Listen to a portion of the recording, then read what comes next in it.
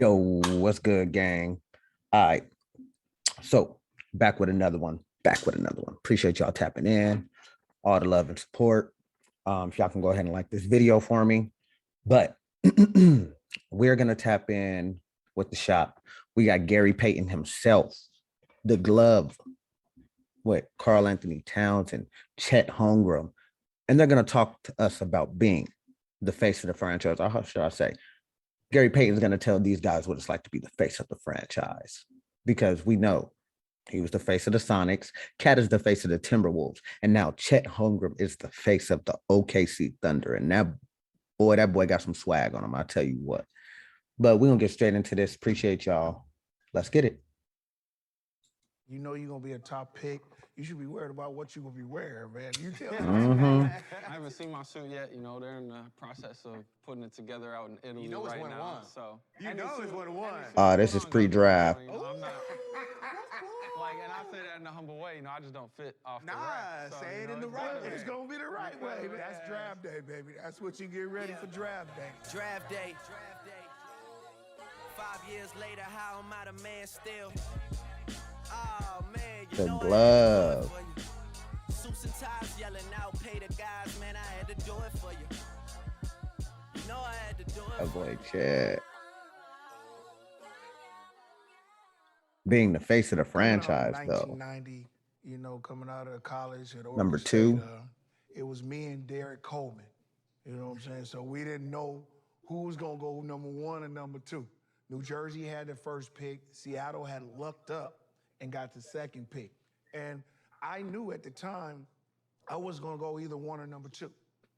And when I seen Seattle get the number two pick, and at the draft, I'm like, cool. I know what I'm gonna do. I'm gonna know what I'm gonna be. I only want to go number one. I want to go number two to Seattle. And when David Stern went up there and said, with the number two pick, Seattle select Gary Payton from Oregon State, it took a lot of pressure off of me.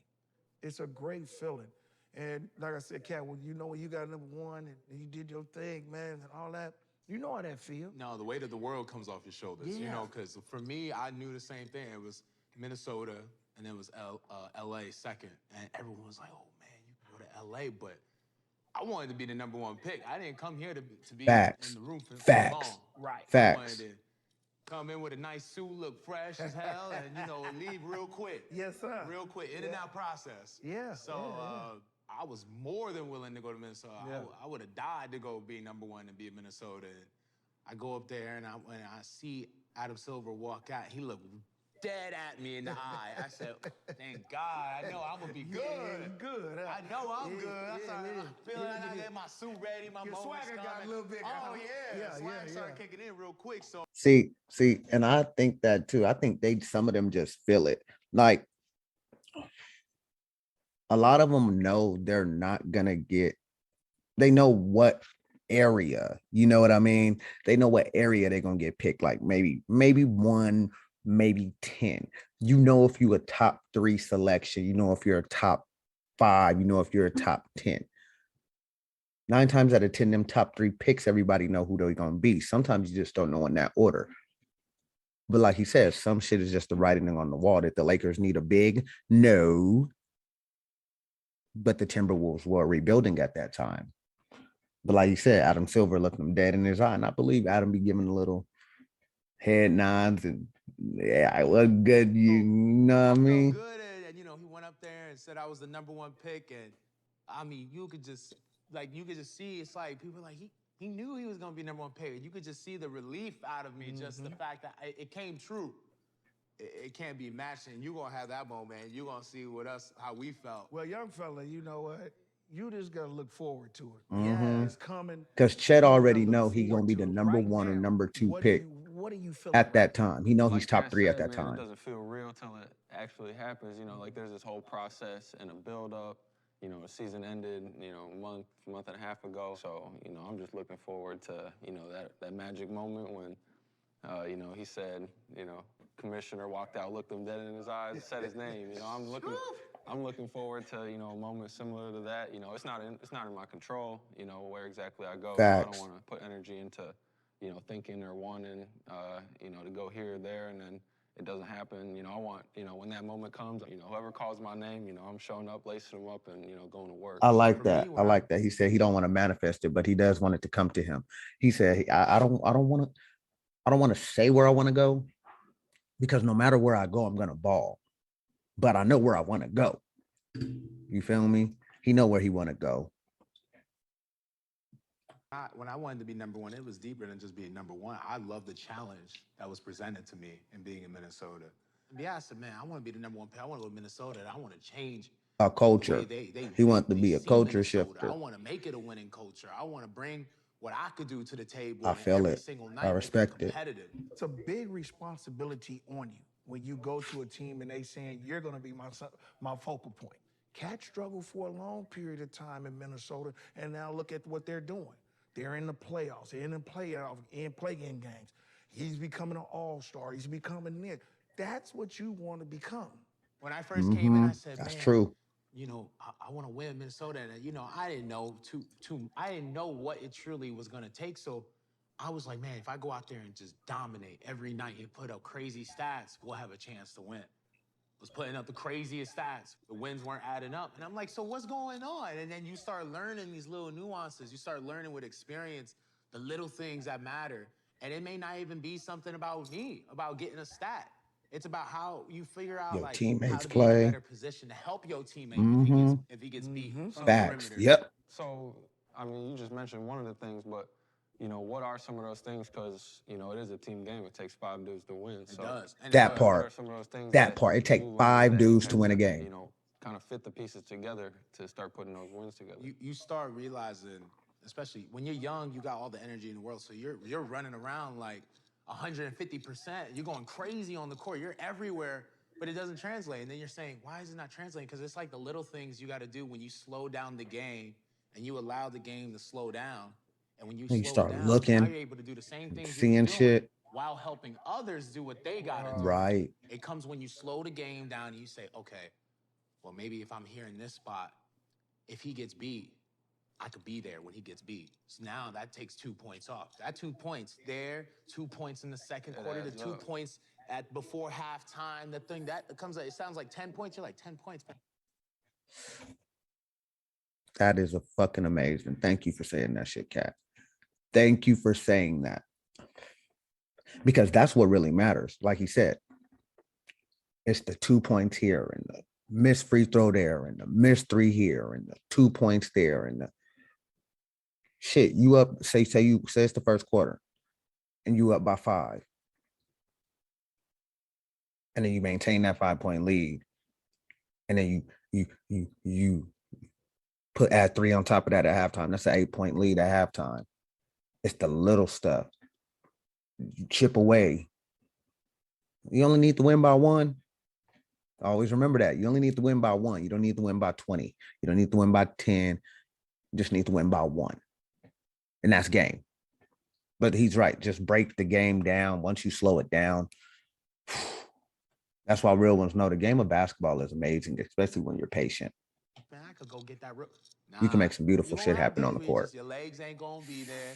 It's not gonna be. So how you gonna get them going? All right, I'm gonna get my confidence. I'm gonna get my swag going. All right, I'm gonna get this stop. I'm gonna get this steal. And you gonna start talking to yourself and just breaking down the game. That's what experience, where you start figuring out how to use less energy to do the same amount of things you were doing with 150% energy. It don't take a lot of crazy numbers and stuff like No. that. You can get crazy numbers and still be getting killed and getting beat. But he learned how to become a team player and a team mate. You're talking a little bit about my shot blocking. Obviously, you're a little different. More of a primary guard defender. One of the best. One of the best to ever do it. Thank you. Just trying to get Well, some of those tips. With you, young fella, you're a great shot blocker. You time the ball, you do things very well. What I want to see with you, I want you to see you, and that's going to come with time. I want you to bulk up. That's the thing that, I probably hear the most is got to bulk up, got to lift weights. Oh, yeah, you got to get big. I've been lifting for a couple Skinny years little now, nigga. And, I wouldn't necessarily just say bulk up. You need wiry strength. Yeah. You don't need to wouldn't bulk up. Yeah, I wouldn't You say don't put need on to the wrong. I think you need some type of muscle mass to be in the NBA. Like, I get that these players are getting slimmer, but when you're a bigger dude and you're tall, I think you always need that muscle to back you up, especially when you somebody like Chet, you don't want it to take away from your shot. But even Kevin Durant had to gain some weight and a little bit of muscle so he don't get punked. You feel me? Man, my bad. It's like 3 in the morning. I'm low key up, but I'm tired. But I'm up, but I'm tired. But I'm up, but I'm tired. Weight just add strength and add the right So I'm weight. That's all smoking. I care. It's not even more about the boat. You played like this your whole life. So obviously you in your mind and your body know something. Because everyone's gonna tell you what they think they know, right? That what the book tells them to do.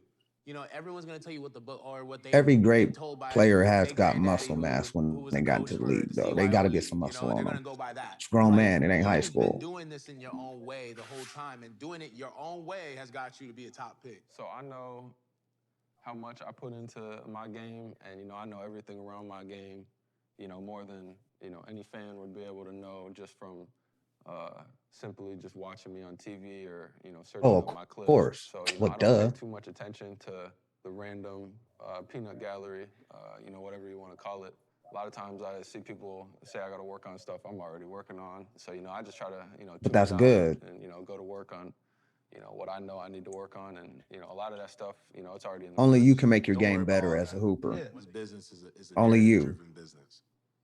So there's gonna be so many narratives made about you and around you, and there's gonna be stories made up so people could have I something to bet you talk him and Cat about. already locked It in won't even like be this, close and to he already true. It got his could be the number, be first hitting thing him from up, false, but asking it for sounds advice. good. Yeah, So and everything in this business. our job is to go play basketball. Exactly. Their job is to talk about basketball. So they need to figure out something to talk about. It's just such a narrative-driven game, and I've for sure You have hear what he seen said? it, Narrative and I've driven. lived through it. Narrative People will driven. make narratives What drives the anyway narrative? just because your name is hot, you balling, but instead of giving you flowers, they're gonna make sure let's try to find something that could like build, get more clicks. Like what Cat say. Don't take none of that crap about what people say. Going back and forth with people, man, you ain't got to prove nothing to Nobody. Tell that shit to Kevin Durant. Somebody tell that right there to Kevin Durant. You ain't got to prove nothing to nobody. Not no commentator, not no media analyst, not no Twitter finger nigga, not no Facebook troll. You ain't got to prove shit to nobody but yourself. And once you start realizing that shit, that's when your greatness will shine.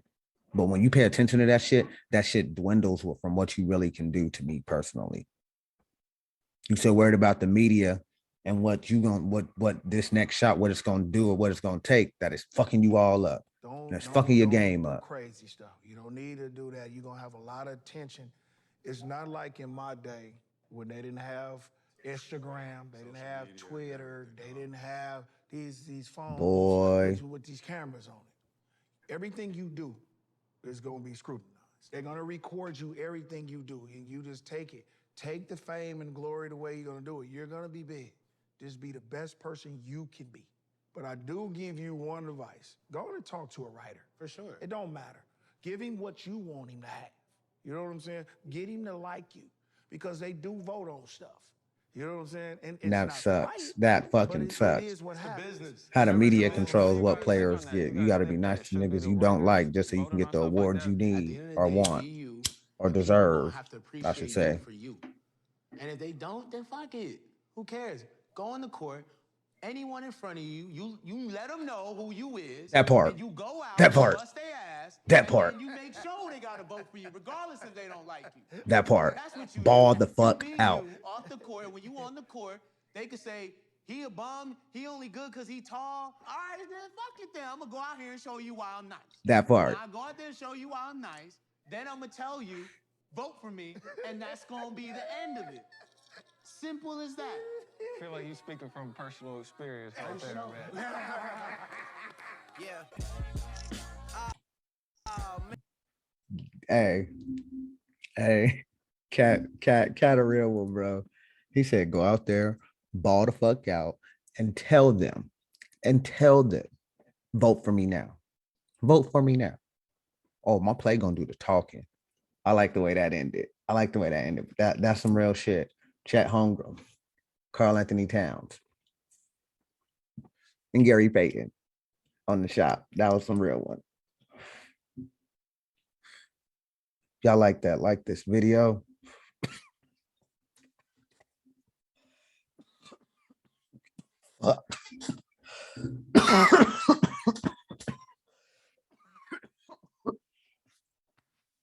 Share this video. And if you haven't already, click that subscribe button, man. That's gonna do for this one. Ooh, that blunt hit me like a motherfucker. Ooh, I feel oh man, we out this thing. Yeet.